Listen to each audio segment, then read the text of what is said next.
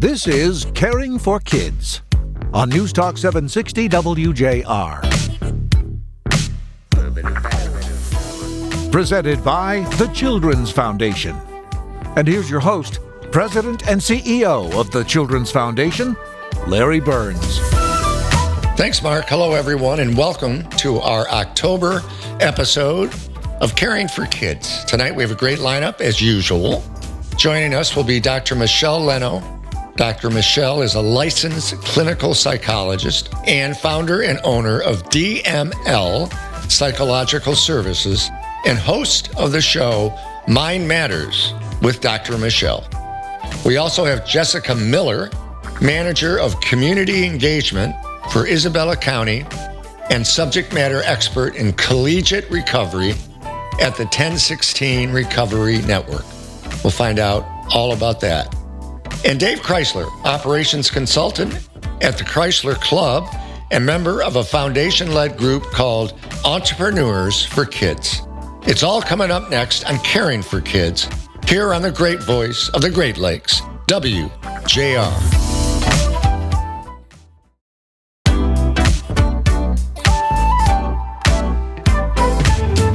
It's Caring for Kids with Larry Burns. Welcome back, everybody. Thanks for joining me. And now, Dr. Michele Leno is joining me. Dr. Michele is a licensed clinical psychologist and founder and owner of DML Psychological Services and host of the show Michigan Mind Matters. Dr. Michele, welcome to Caring for Kids. Thanks for having me. Great to hear your voice again. And I know that you have a very active practice known as DML, Psychological Services. So tell our listeners about the type of consulting services you're providing. So I have been in practice for many years now, I'll say, and I have provided evaluations, your traditional therapy services, and consulting services to children, families, adults, and corporations. Right now, in my practice, I do a lot of consulting on cases. So I may not be the primary person involved in a clinical situation, but I have someone I'm consulting on the case, either somebody who's working under me, just because I'm so busy with, so many other things that is really difficult. When I started out doing this, I was doing therapy from sun up to sundown, I have to say. So yes, I have paid my dues as far as with therapy. I was doing individual therapy, I was doing group therapy, and I may start at, 9 or 10 in the morning and, run through 10 at night. So I'm not able to do that anymore, but my practice is still up and running, and I do a variety of things. Great. Now, have you seen a change in the type of issues people are facing? As we come out of this COVID environment we've been in for 2.5 years, have you seen any change in what you're seeing with the patients? Absolutely. I'll say that at the height of COVID, I had many people calling to get appointments. And most of those appointments were because people were just anxious and they did not know what to do with that anxiety. Some people had existing conditions that they needed to work on with someone, and then others just kind of hit them, and they didn't really know what was going on. They just knew that they didn't feel like themselves. And so a lot of the changes I'm seeing have to do with, during COVID, we were forced to kind of isolate and not, we couldn't do our normal hustle and bustle.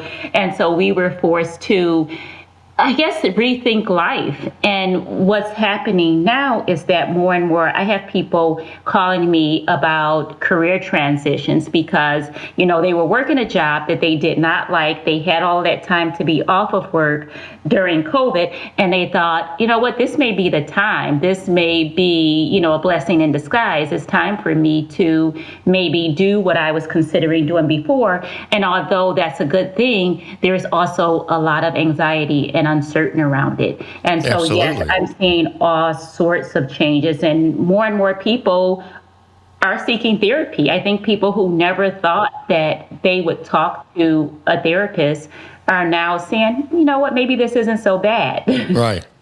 And I think that's a good thing, sort of That's breaking a down great thing, yes. breaking down the stigma with mental health.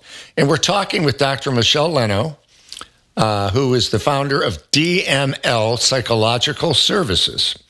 And so I believe, Dr. Michele, that you do a fair amount of online therapy. And it seems this, and COVID, I think, is a reason for this. It's becoming more and more popular, and people are becoming more comfortable with this type of care. Is that accurate? Absolutely. So online therapy is not new. And I also want to say I do still have my office located in Farmington Hills on Orchard Lake Road. So I have maintained that. The prices were so reasonable that I couldn't let it go. But so I do maintain that. But you're absolutely right. Most of what I do is virtual. And what virtual has done, although it's been around for a very long time, more and more people started to do it. Almost every clinician started using some virtual platform.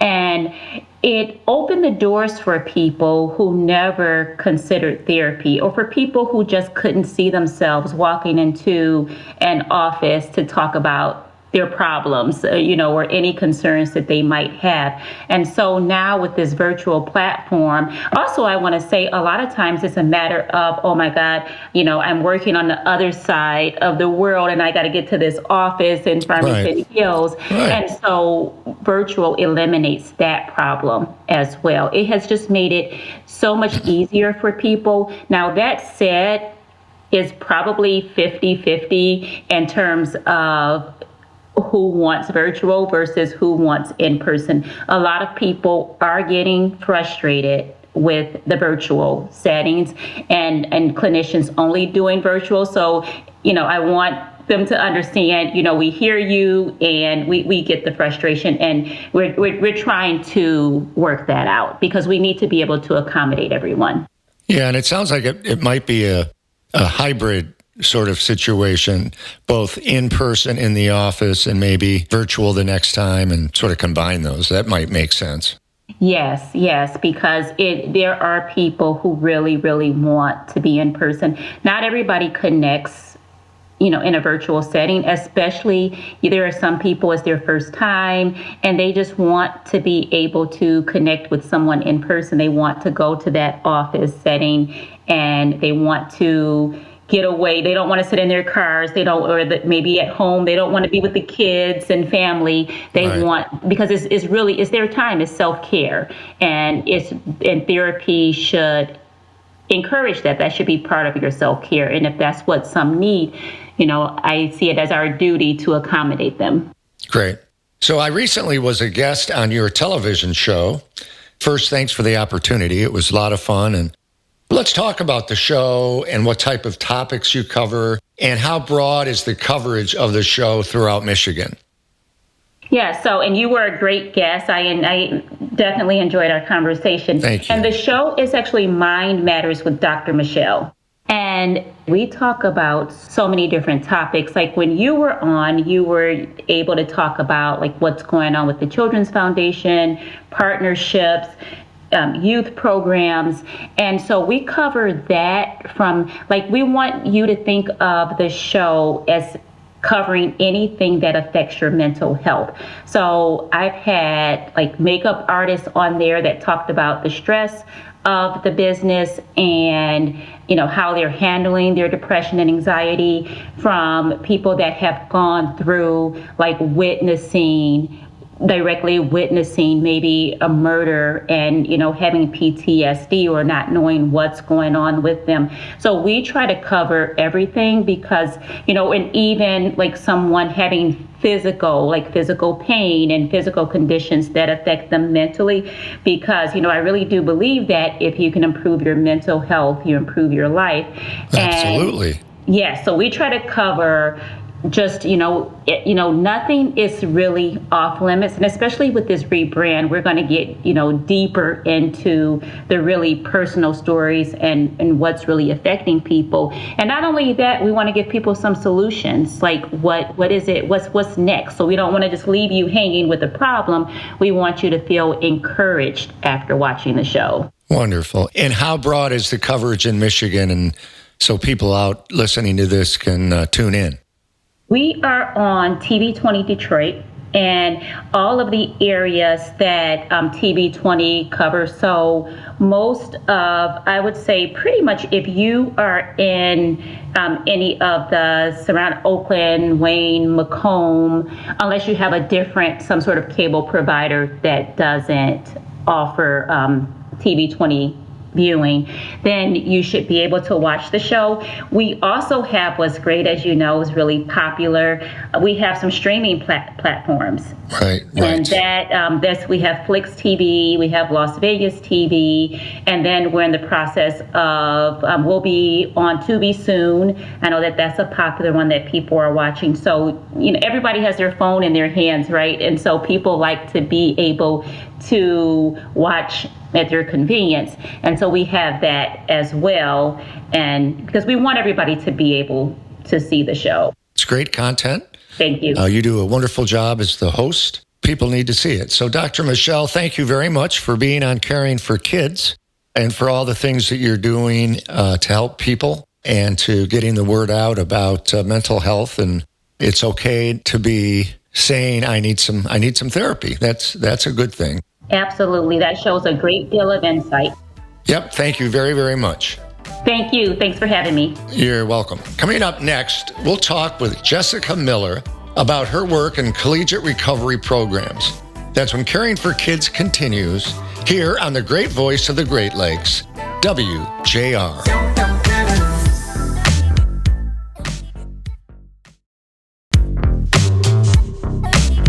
Welcome back to Caring for Kids on WJR, presented by the Children's Foundation. Welcome back, everybody. Caring for Kids, I'm Larry Burns, and I'm joined now by Jessica Miller. Jessica is the Manager of Community Engagement for Isabella County and subject matter expert in collegiate recovery at the 1016 Recovery Network. Jessica, welcome to Caring for Kids, first of all. And let's start out by giving our audience an overview of your background, and then we'll get into actually what we're doing together and things like that. But let's start with an overview of Jessica Miller. All right. So truly a Midwest girl. I have been living in the mid-Michigan area for, over a dozen years now.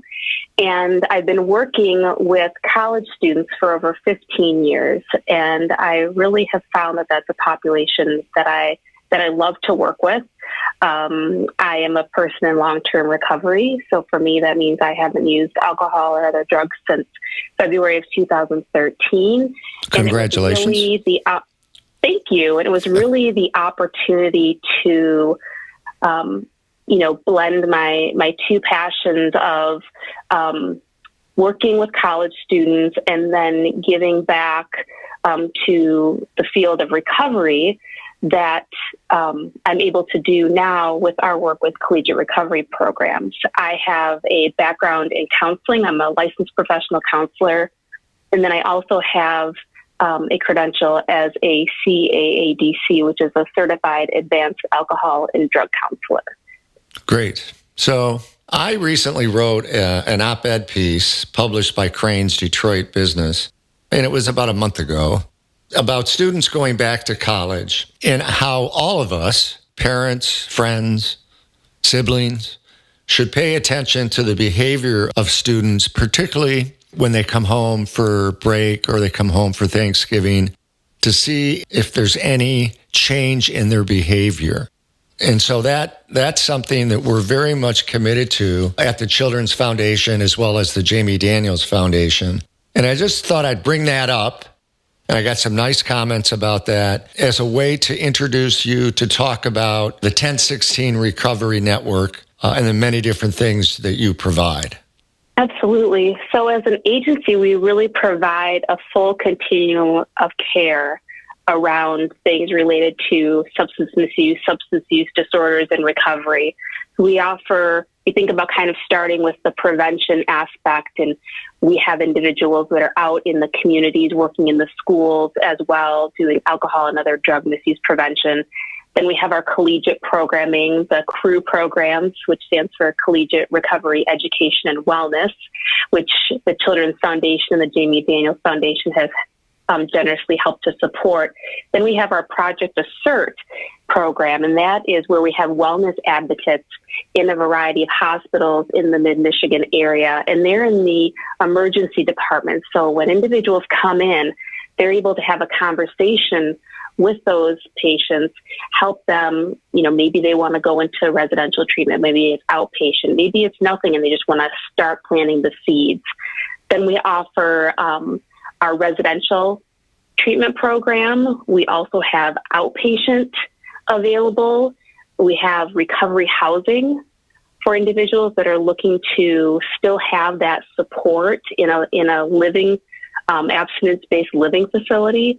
We have something called our quick response team, where individuals who have experienced an overdose, they get visited by, our staff and a team afterwards at their home to just follow up and see if there's any additional support they need. And then we also have our recovery centers. So these are where recovery coaches are meeting with individuals. We're partnering with some federally qualified health buildings to be able to offer this as an enhanced service for those. So we really provide, as you can see, a comprehensive approach to working with individuals with substance use disorders and in the community and trying to prevent those from happening in the first place. Right. And we're talking with Jessica Miller, who is the manager of community engagement for Isabella County and is a subject matter, as you just heard, on collegiate recovery at the 1016 Recovery Network. Tell me a little bit about that name. How did we come up with that name, 1016 Recovery? Yeah, it's got a really cool story. So the 1016 Eastman Avenue happens to be the address of our men's house, and that was the location of the original agency back when we started over 40 years ago. And so it just happened to be that also was a police code, meaning open door. And the groups that got together to start 1016 didn't want to have a name that screamed, this is where individuals go for, substance use help. And for rehab, yeah. Yeah, they wanted it somewhat inconspicuous. And then when, finding out that this meant open door, and that really was what we wanted to provide. We wanted to provide a space for individuals to come that needed help where there was no judgment. And so it just happened to be that was the address. It's this police code. And here we are 42 years later. Yeah, that's very cool. It all came together very nicely. 1016 makes perfect sense. So the Jamie Daniels Foundation and the Children's Foundation are supporting a program at CMU, my alma mater. Do you mind providing an overview of that program and what type of issues students are facing as they now are a month into school? Absolutely. So, as you said, we started 2016 with our CREW program. And for those that don't know, CMU is in Isabella County. And we partner with them to provide on-campus resources for students that may be struggling with substance misuse, looking to make changes to their use, students that have substance use disorders and are looking for help, students that are identified as being in recovery. As you can imagine, a collegiate environment can be abstinent hostile. So it is not always easy for students to find other students that have this substance-free lifestyle that they're living. Right. So the CREW program, what we're looking to do is really provide prevention services. We do that through one-on-one and also through some universal programming on campus. But then we also provide early intervention efforts with students. So these may be students who have already found themselves in trouble with maybe the Office of Student Conduct or the courts. It may be students who are self-referring, and we're looking to have that early intervention opportunity with them. We also provide substance use disorder counseling for students. So they have an opportunity to meet confidentially with a licensed counselor and receive outpatient services. One of the things we know, Larry, is that students, when they were coming to us and we were talking to them, encouraging them to take that next higher level of care step to get help, they were not wanting to do that. They were a little hesitant because of insurances. Some of them are on their parents' insurance. They didn't want their parents finding out. It was cost prohibitive also for some of them with high deductible plans. So, thank you to your generous support. We've been able to offer that at no cost. And then I would say lastly, we have recovery coaching and substance-free social activities. So we're trying to help students build a community where they can start to rely on each other's for support as well, because we're not open 24/7. So recovery doesn't happen in isolation. And that's oftentimes students are coming to us. They've been using substances in isolation, and we want to bring them out from that. We want them to know that there's help and that there's support. And the most strong support is support amongst other people in recovery. That's terrific. I tell the story, and I wrote this in that op-ed piece. When I went to CMU in the mid-'70s, graduated in 78, if one of my fellow students had a substance use disorder problem or an alcohol problem, they probably just disappeared. Maybe went home. This was the 70s. I don't remember if there was anything like what we have now, which is so very important for students. So I think it's just awesome that the Children's Foundation, Jamie Daniels Foundation, can make it accessible, that open door, if you will, for students to come in, regardless if they have the ability with insurance and that. So we're very proud to be a partner with you on that. So it's October. Students, as I mentioned, have been in school for a month or thereabouts. And this show is primarily listened by parents, grandparents, not a real young audience. But what advice can you give my listeners that they should be looking out for as their grandson, their granddaughter, their son, their daughter comes home for the first time? Should they look for things that may be a sign that there's some mental health issues or what have you? Any advice? Yeah. Some of the things that we see on campus are usually around anxiety and depression. And when we're talking about, substances using to cope with those feelings, we can think about how that looks coming home for the holidays. And really at any time that you have, your college person home with you, is to pay attention to behaviors. Are there any behaviors that you're finding that seem out of the ordinary? Is there isolation going on? Does it seem that they're withdrawing from people and things that they used to have fun with? Are you finding that there's maybe unusual spending habits that's taking place? Really stay engaged. I have teenagers myself, so they're not at college age, but I know sometimes I can get discouraged when I ask a question and I get kind of a one word answer, but really it's continuing to stay engaged and connected. And I think too, it's asking how you can be helpful. If your loved one is struggling, they open up and they share they're struggling with something, is how can I be helpful? And maybe have a couple of things in mind. Would you like me to just listen? Would you like me to get you connected with a resource on campus? And then they can kind of choose, because sometimes they don't know what's going to be helpful too.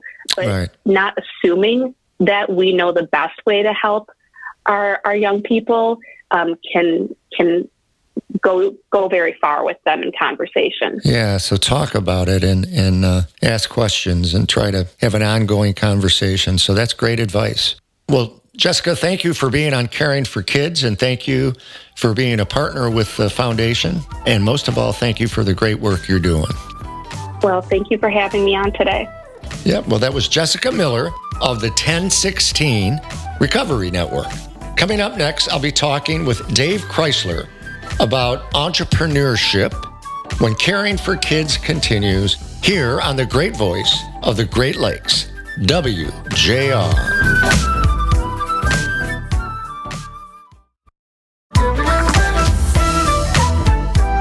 Welcome back to Caring for Kids on WJR. Presented by the Children's Foundation. Once again, here's Larry Burns. Well, welcome back, everybody. Caring for Kids, October edition. And with me now is Dave Crysler. Dave is the operations consultant at the Crysler Group and a member of our Children's Foundation-led group called Entrepreneurs for Kids. Dave, you're a true entrepreneur. Tell our listeners a little bit about your journey up to now. Yeah, thanks so much, Larry. It's been a pretty fun adventure, I would call it. I grew up in an entrepreneurial family, so I kind of learned at a pretty early age what it meant to work hard in your business and to grow something from nothing. And, my parents, they have owned and continue to own multiple businesses. So, it's really been a lifelong adventure for me. Kind of, as I tell my story, growing up in that type of an environment, I thought the really easy and simple answer was to go work for a really large company because surely they must have things figured out. I saw kind of the challenges and what it was like to be doing your own thing. And like I said, growing something from nothing. So you saw it firsthand at home. Yeah, absolutely. Absolutely. So, I found myself working for a large publicly traded company for nearly 20 years. And, wow. I was very fortunate that that company grew through acquisition. So I had a lot of opportunity to not only kind of learn from the ground up, how a large company operated from a planning, people, process, and technology standpoint, but saw how they bought businesses, saw how they grew businesses, how they returned value to shareholders, and so it was kind of during that time that not only was I exposed to that type of an environment, but I relocated several times, had the fortunate ability to have P&L responsibility for multiple facilities and, involved in mentorship of other leadership teams and all kinds of fun things. I ultimately left that in the middle of about 2018 and bought into a business back here in Michigan where my wife and I are both from. And did that for about a year and a half before ultimately opening my consulting business. So it's been, as I said, quite an adventure. I've learned a tremendous amount, and I really enjoy it. Great, and it sounds like it really was quite a journey. How many times did you relocate? I relocated 4 times while I was with my with that company. So I was started off in Michigan and kind of grew, moved to Illinois. We then moved to Nebraska, moved down to Missouri after that, and then back to Michigan. So okay. Yeah, it was it's quite a wild ride. Right. Yeah, absolutely. And those were not huge cities where, there was a lot of excitement. So yeah, I'm sure each time it was a little bit of a challenge to get fired up about moving to Nebraska or something. So yeah, that was definitely an adventure. That's how I continue to say it. And it's interesting because now that I work with so many kind of business owners, operations leaders, it's interesting because when you're going through those difficult transitions, and as I said, I never really got the. I always had, some struggles and some things to work through at the facilities that I went to. And so, it's kind of, you learn the most when the seas are rough and you don't feel that way sometimes when you're going through it. But, coming out on the other side of it, it's pretty easy to see that. So, yeah. And one of the things that I'm going on a tangent, but there's a reason. So we run First Tee now, as I think you know, and we're involved in a lot of mentoring program. And one of the key things we're trying to teach kids is to be resilient and to make sure that when there's bumps in the road, that you deal with it and you come out even better. And it sounds like you did that as well.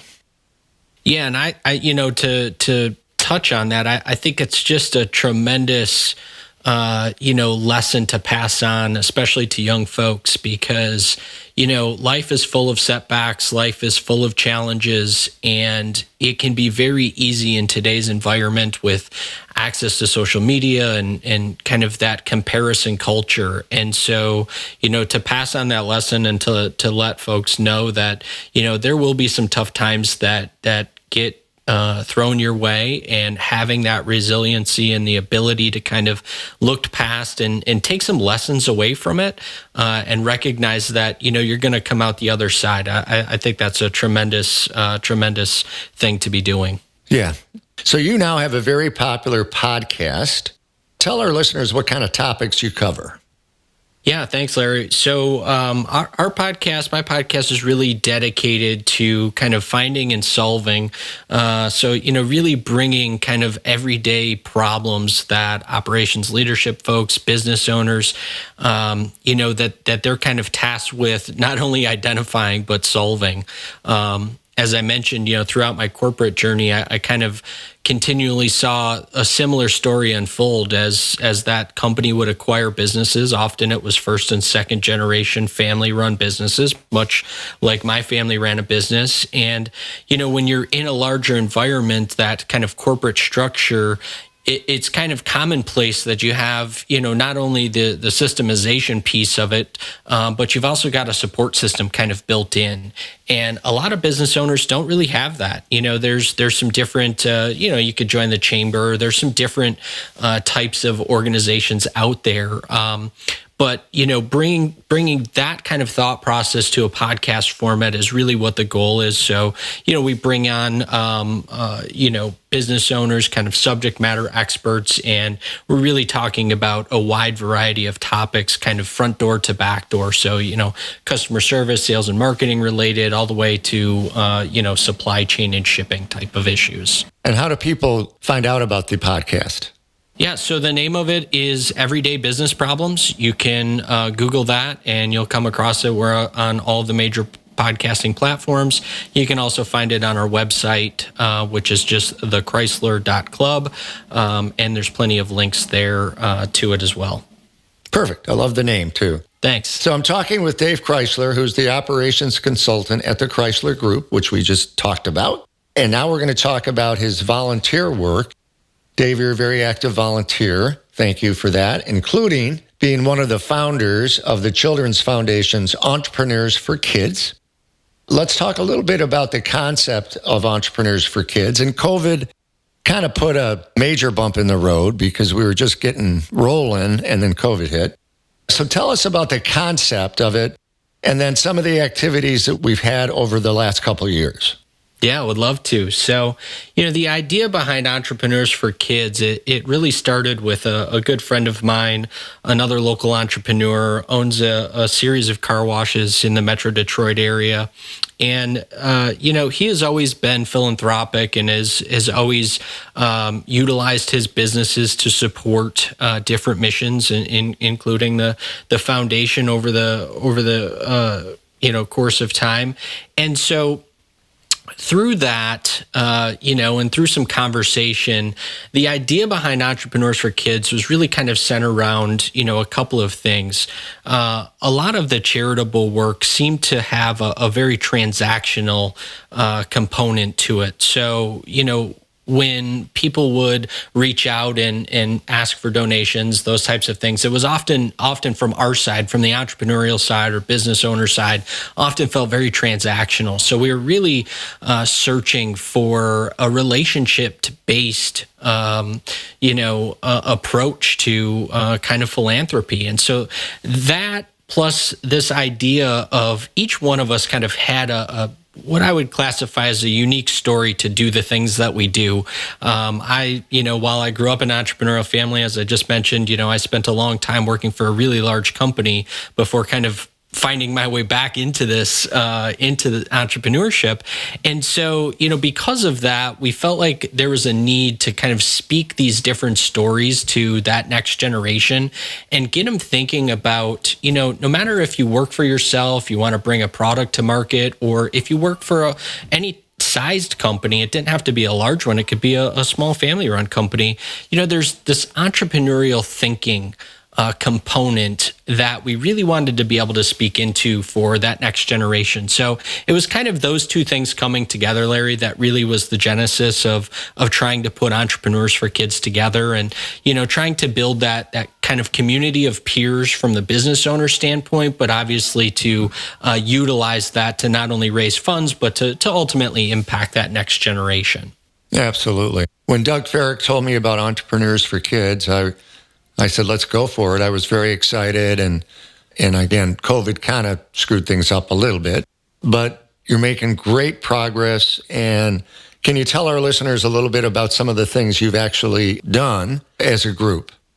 Yeah, happy to. So we've hosted a couple of really great speaker series events. So, one of the highlights of that was with Mary Culler of Ford. She is kind of responsible for the train station initiative. She did an amazing talk, moderated chat, and, that was a fantastic event, attracted a lot of local folks and a lot of interest around Entrepreneurs for Kids. We also support there's another nonprofit group called Give Merit that is based out of Detroit, and they have an after school program. So they partner up with the Jalen Rose Academy, and they stand up a group called Fate, and that is really all about mentoring 9th to 12th graders through a series of capstone projects. So Entrepreneurs for Kids not only supports the scholarship fund for that particular program, some of us also mentor some of the high school children. We actually just did a really fantastic event out in Ann Arbor this past week.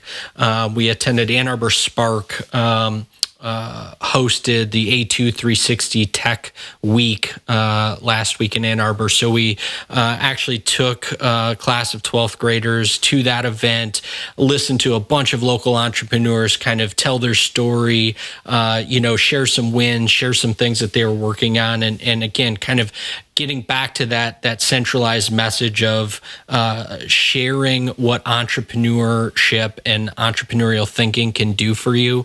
And it's really just a tremendous effort that Give Merit and the work that we've done through Entrepreneurs for Kids and obviously the support of the foundation, to bring all of that together. So it's just been a ton of fun. If anybody's interested in having a conversation, I'd love to just, share some stories of the impact it's had on me personally and the work that we're doing, because it's really tremendous stuff. Yeah, it really is. Dave Merritt, is one of my favorite people in the fact, he's got the after-school program. He has some other major goals ahead of him with a facility he wants to build. And he is an entrepreneur. He's also a reverend. And, just a young person that just can help change part of the world. Not all of it, but his little section of Detroit that he wants to change. I'm confident he can do that. And your support is a big part of that as well. Yeah, I completely agree with that. It's been a lot of fun participating. And as you said, COVID definitely put some roadblocks up for us, right. But like any good set of entrepreneurs, we resilience, right? Successfully navigated those roadblocks and right. And yes, have risen above for resilience. So you could have said, well, we got started and this COVID hit, so forget about it. No, you moved forward. You had those great events. You're now really moving fast and positively. So congratulations, and most of all, thank you for all you're doing. Yeah, thanks so much. And thanks for being on Caring for Kids. And hopefully we'll get the word out and we'll have even more Entrepreneurs for Kids in the future. I love it. Thanks so much, Larry. Appreciate it. You're welcome, Dave. That was Dave Crysler. Coming up next, I'm going to provide an update on what's going on at the Children's Foundation.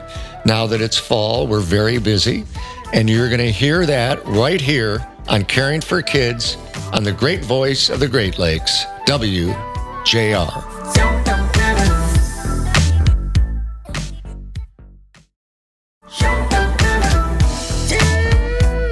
Well, thanks for taking time for Caring for Kids October edition. A few things coming up with the foundation. As we all know, Halloween is just a few days away, and the Children's Foundation is proud to partner with Spirit Halloween Stores. They're a great partner, I have to tell you, to benefit the Child Life Department at Children's Hospital of Michigan. Visit our website for a coupon. It's a terrific program. The Jamie Daniels Foundation will be holding a one-of-a-kind hot stove event on December 1st, featuring Ken Daniels and Mickey Redmond. For all our Red Wing fans, you don't want to miss this. Visit www.jamiedanielsfoundation.org for more information. That's December 1st. And the Children's Foundation now accepts cryptocurrency. You can learn more about that on our website as well. Again, thank you for joining us on Caring for Kids. We hope you will join us next month for our November show. As I like to say, onward. Caring for Kids with Larry Burns on WJR has been presented by the Children's Foundation.